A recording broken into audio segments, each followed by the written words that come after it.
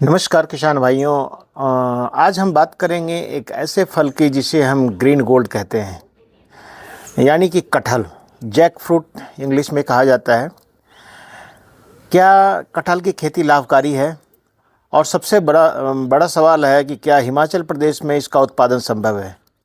आइए हम पूरी जानकारी लेते हैं कटहल के उत्पादन के बारे में।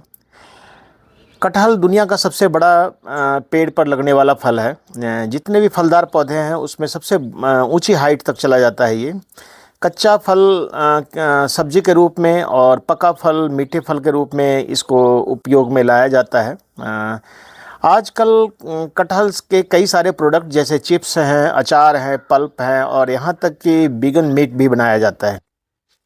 कटहल को की खेती तो पूरे वर्ष भर पूरे नॉर्थ इंडिया में या कह लीजिए कि आप साउथ में काफ़ी ज़्यादा होती है। बाज़ार में इसकी मांग लगातार बढ़ रही है और देखते हैं कि पिछले कुछ सालों से इसका जो रेट है वो 30 से 80 रुपये किलो तक आसानी से बिक जाता है।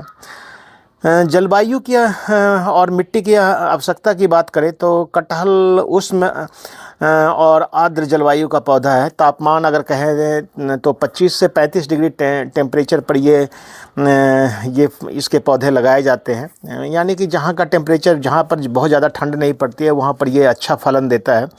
और जहाँ पर बारिश जो है 1000 से 1500 मिलीमीटर तक हो। मिट्टी अच्छी जल निकास वाली दोमट मिट्टी इसके लिए काफ़ी उपयुक्त है।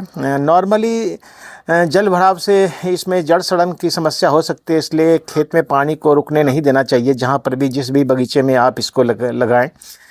अगर हम बात करें कि क्या हिमाचल प्रदेश में भी कटहल की खेती संभव है, तो हिमाचल प्रदेश में कटहल की खेती हो सकती है। हाँ, जहाँ जैसे निचले और मध्य पहाड़ी क्षेत्र जैसे कांगड़ा है, ऊना है, हमीरपुर है, बिलासपुर है और सोलन के कुछ भागों में कटहल को सफलतापूर्वक उगाया जा सकता है। जहाँ तापमान सर्दियों में बहुत नीचे ना जाए, यानी पाला कम पड़े, वहाँ इसकी खेती संभव है। ऊंचाई की बात करें तो 300 से 900 मीटर तक के क्षेत्रों में इसके जो फल हैं, पौधे हैं, वो अच्छी तरह विकसित होते हैं, बढ़ते हैं और अच्छी फलन भी देते हैं।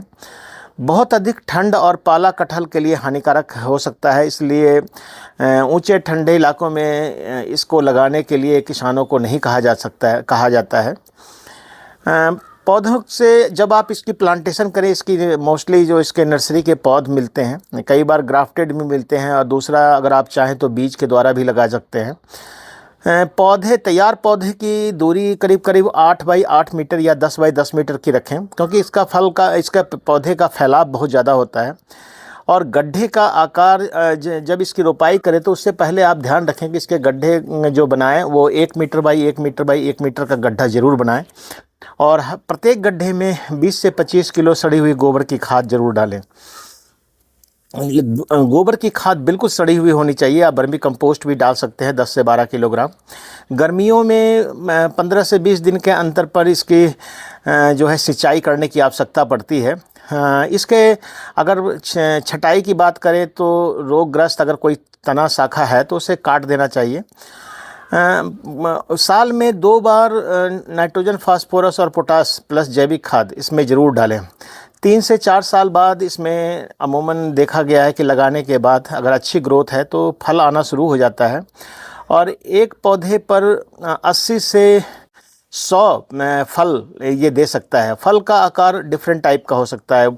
ये अगर कच्चा सब्जी के लिए तोड़ते हैं तो 1 से 2 किलोग्राम और अगर बड़ा तोड़ते हैं तो 5 से 8 किलोग्राम, 10 किलोग्राम तक तो हो सकता है। 1 हेक्टेयर में लगभग 100 से 120 पौधे का रोपण किया जा सकता है। यदि प्रति पौधा औसतन 80 किलो उत्पादन या 1 क्विंटल अगर उत्पादन मिले तो कुल उत्पादन शुरुआत के 8-10 वर्षों तक 8 से 10 टन तक हो सकता है। इसका जो कच्चा फल होता है उसका चिप्स, अचार किसान बना करके अतिरिक्त आय भी कमा सकता है।